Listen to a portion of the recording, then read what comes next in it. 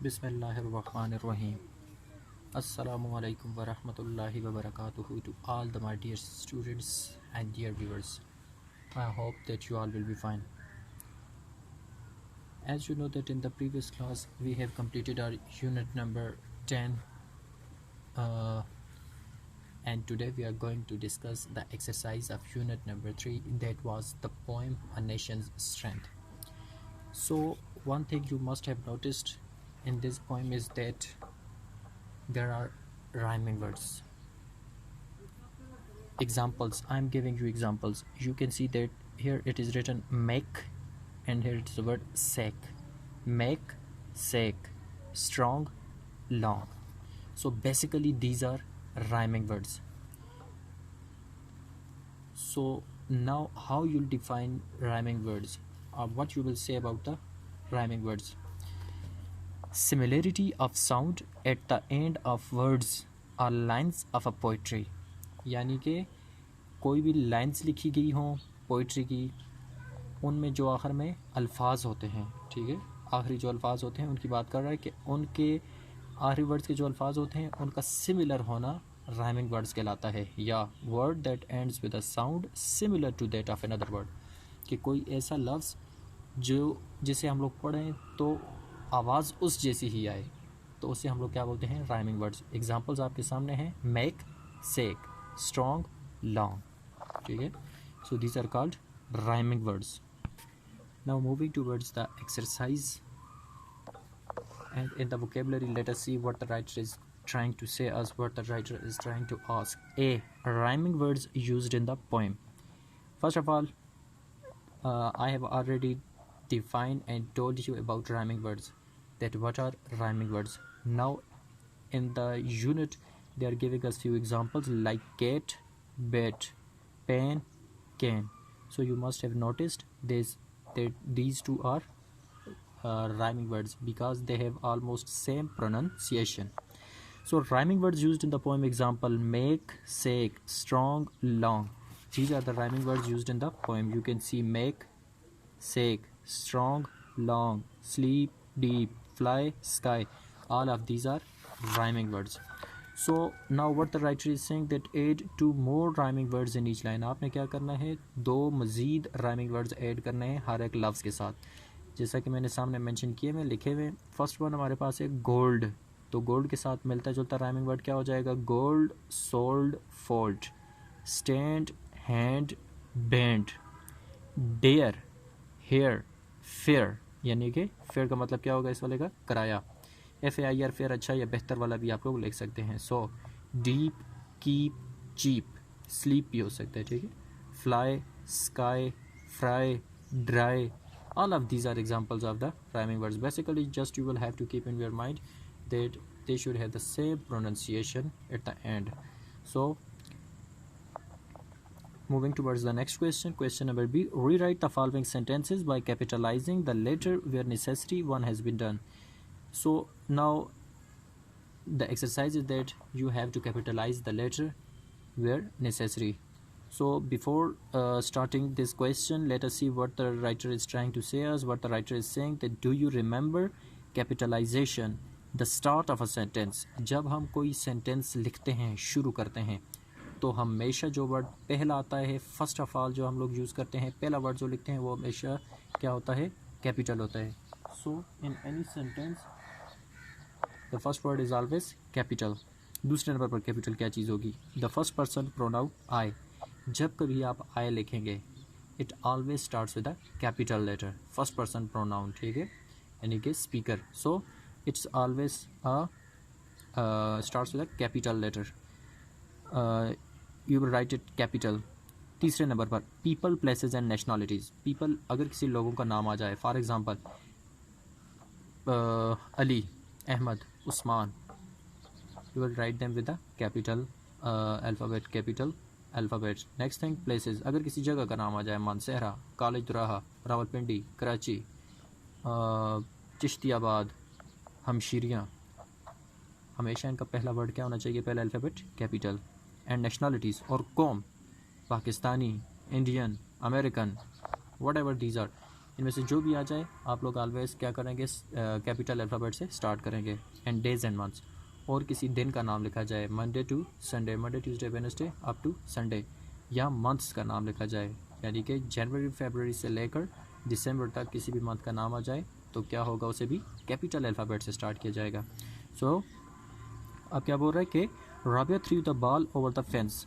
एक first example उन्होंने खुद की हुई है। देखें, Rabia threw the ball over the fence, Rabia ने बाढ़ पर क्या की, फेंस से, बाढ़ से दूसरी तरफ क्या की, गेंद फेंकी।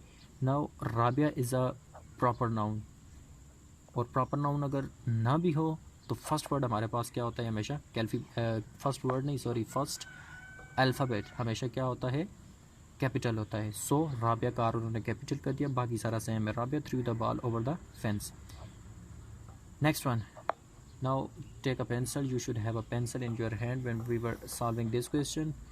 और अभी भी आपके पास पेन या पेंसिल होना चाहिए, और आपने क्या करना है, ये जो हम सॉल्व करते जाएंगे आपने बुक पर साथ साथ सॉल्व करना है। जो साथ में लेक्चर देखते जाएंगे साथ साथ इनको करेक्शन करते जाएं, ताकि बाद में बुक वाला काम आपका ना हो, आपको सिर्फ और सिर्फ जो रिटन वर्क दिया जाए वो आप लोगों ने रजिस्टर जो ऑनलाइन का आपने बनाया हुआ है उस पर आपको ये काम करना पड़े। So the horse galloped around the track. So इसमें दा का टी कैपिटल होना चाहिए, ये यहाँ पर जस्ट मैंने दा मेंशन किया हुआ है, आगे आप लोग पूरी लाइन लिख लेंगे, ठीक है। The horse galloped over the around the track, full stop. Next thing, Adnan and Irfan went to swim in the lake. अब लेक का नाम अगर यहाँ पर मेंशन होता क्या, लेक सैफुल मलूक, तब हमारे पास एल भी कैपिटल हो जाता और सैफुल मलूक का एस और बाकी भी जो है वो कैपिटल हो जाता। लेकिन चूंकि जस्ट लेक लिखा हुआ है तो वो कोई भी लेक हो सकती है, तो दैट्स अ कॉमन नाउन। अब यहाँ पर क्या हो जाएगा, अदनान का ए कैपिटल कर लेंगे और इरफान का I. So Adnan and Irfan went to swim in the lake. Next one, lions roared at their prayer. Lions roared at their prey, शेर अपने शिकार पर क्या करते हैं, दहाड़ते वगैरह हैं। सो इसमें लाइन्स का एल कैपिटल होना चाहिए। सो लाइन्स का एल कैपिटल कर ले, बाकी वही lines road at their pray ऐसे ही लिखें। Next one, my birthday is on 14th जनवरी। इसमें माई का एम कैपिटल होना चाहिए, और जनवरी चूँकि उन्होंने ऊपर मेंशन किया हुआ है, डेज एंड मंथ्स का नाम भी क्या होना चाहिए, कैपिटल। सो जनवरी का जे क्या हो जाएगा, कैपिटल हो जाएगा। बाकी सारा सेंटेंस उसी सीक्वेंस में लिखना है। 6th लास्ट वन है, cricket is my favourite sport, कि क्रिकेट मेरी पसंदीदा खेल है। इसमें क्रिकेट का सी क्या हो जाएगा, कैपिटल हो जाएगा। Cricket is my favourite sport, cricket का सी कैपिटल हो जाएगा। ये आपने बुक पर ही साथ में कर लेना है। इसके बाद क्या है जी, राइटिंग में क्या बोल रहे हैं, write a paragraph on the character of a brave man.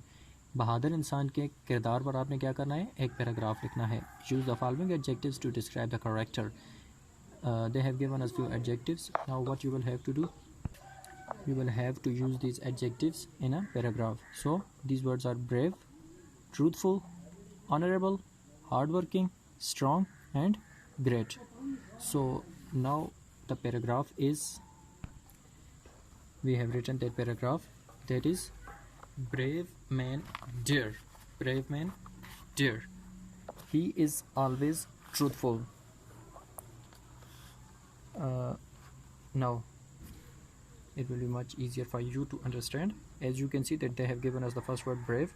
So brave man dear, बहादुर इंसान क्या करता है, जुर्रत करता है। Next word is truthful, he is always truthful, वो हमेशा सच बोलता है, सच्चाई का साथ देता है। Next word is honourable, a brave man is very hard working. We will use honourable in the next sense, hard working. So brave man is very hard working, बहादुर इंसान बहुत ज़्यादा मेहनती होता है।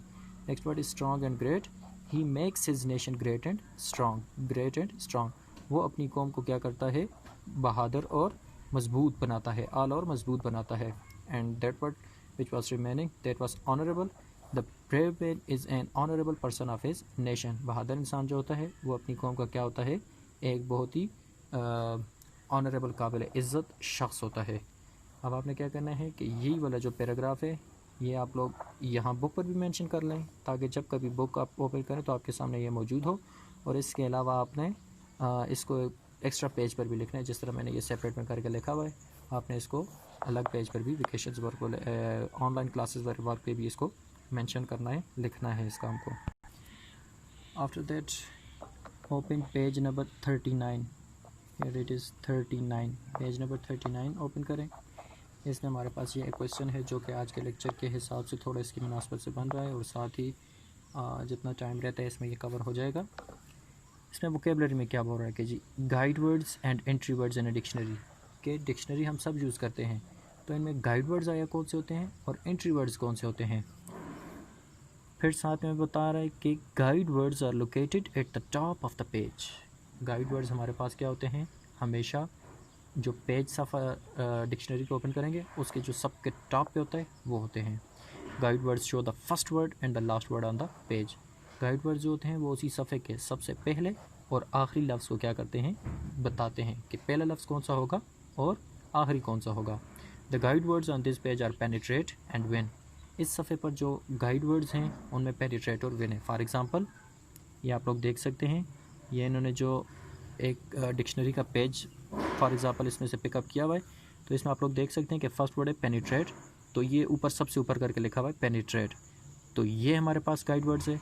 और साथ ही इस पे पी पे नीचे जाके एस जाते जाते जो पूरा एक पेज बनता है। फॉर एग्ज़ाम्पल ये वाला जो हमारे पास पेज है इसमें जो लास्ट वर्ड आ रहा है वो विन है, तो ये ऊपर उन्होंने छोटा सा करके विन लिखा हुआ है, आप अपनी बुक्स में देख सकते हैं, बहुत छोटा लिखा हुआ है, आपको अगर वीडियो में दिखाई नहीं दे रहा तो विन लिखा हुआ दिखाई दे रहा है। सो बेसिकली ये हमारे पास क्या हो जाएंगे, पेनिट्रेट और विन इसके हो जाएंगे गाइड वर्ड्स।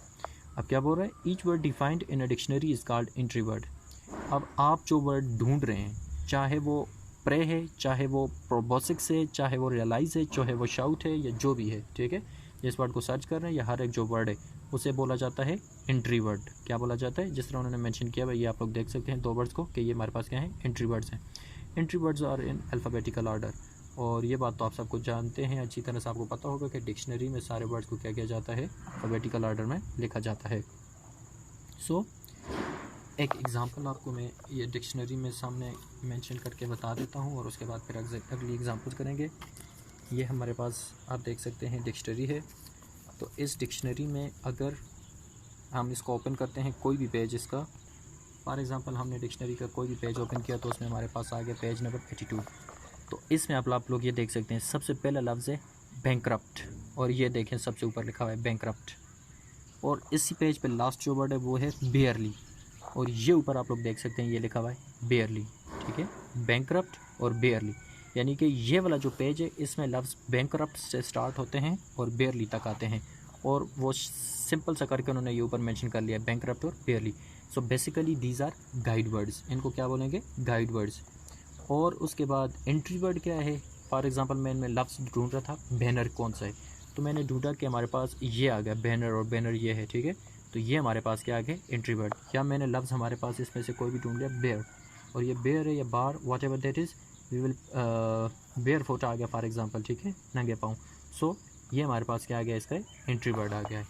अब फिर हम लोग पढ़ते हैं इसकी एक्सरसाइज की तरफ। तो एक्सरसाइज में अब क्या बोला जा रहा है कि यूज़ डिक्शनरी स्किल्स। अब आपने इस डिक्शनरी का इस्तेमाल करना है किसके लिए, find the meaning of the following words. ये दिए गए अल्फाज के आपने मीनिंग तलाश करने हैं, मनी, लोकेट गाइड वर्ड्स, इसके अलावा गाइड वर्ड्स लिखने हैं, identify part of the speech, और पार्ट ऑफ स्पीच भी इनमें से मेंशन करना है। मिसाल के तौर पर 1 2 3 4 5 वर्ड्स हमें दिए हुए, हमने सर्च करने हैं, तो 2 वर्ड्स में आपको साथ में सर्च करके क्लियर कर देता हूँ ताकि आपके लिए आसानी हो। 3 वर्ड्स आप लोग खुद सर्च करेंगे। फर्स्ट वर्ड हमारे पास आ गए अर्थक्वेक। अब हमने क्या करना है, डिक्शनरी ली और इसमें हमने ई को देखना है कि ई कहाँ पर है, ठीक है। अब ये हमारे पास आया हुआ है बी, अब ये हमारे पास आ गया सी, इसी तरह करते करते हमारे पास ई, अर्थक्वेक, ये ई आ गया, ठीक है, ये डी है। अब डी से आगे जा रहे हैं, ये हमारे पास ई आ गया। अब हमने देखना है कि ई के बाद नेक्स्ट वर्ड अर्थक्वेक की स्पेलिंग में आता है ई ए, अब ये ई ए है। नेक्स्ट वर्ड जी है, यहाँ पर हमारे पास लेकिन अर्थक्वेक की स्पेलिंग में आर होता है, अब ई ए आर। फिर हमने देखना है टी किधर है, तो अगले पेज पे जाएंगे, अर्थक्वेक जी, तो ये है हमारे पास earthquake,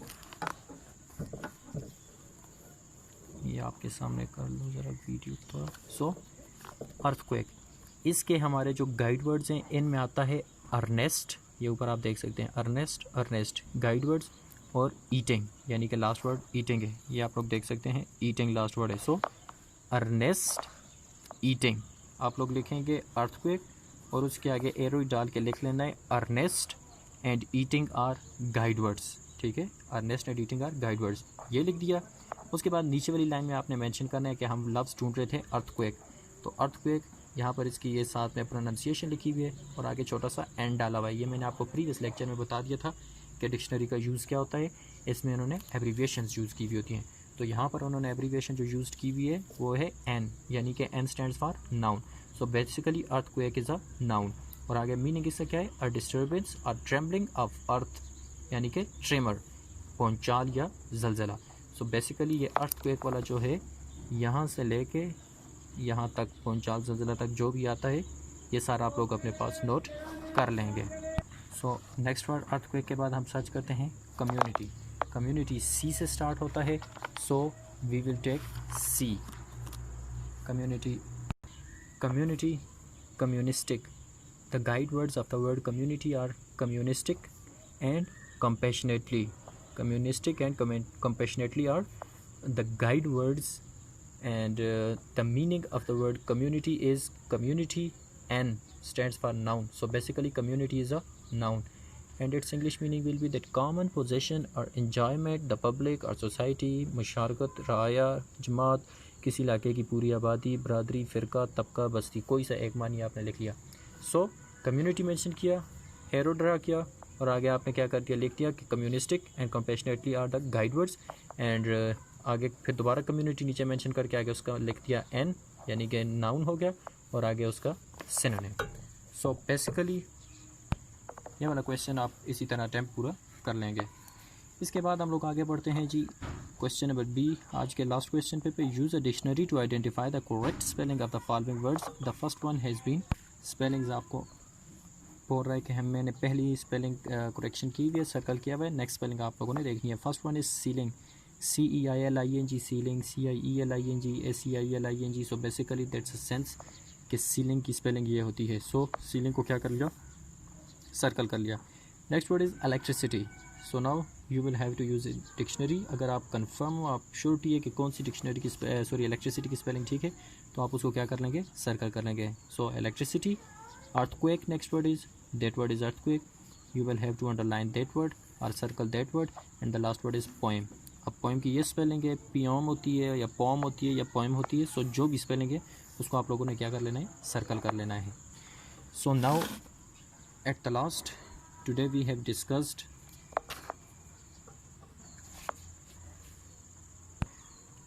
the rhyming words, similarity of sounds at the end of a words or lines of poetry, word that ends with a sound similar to that of another word, for example make, sake, strong, long।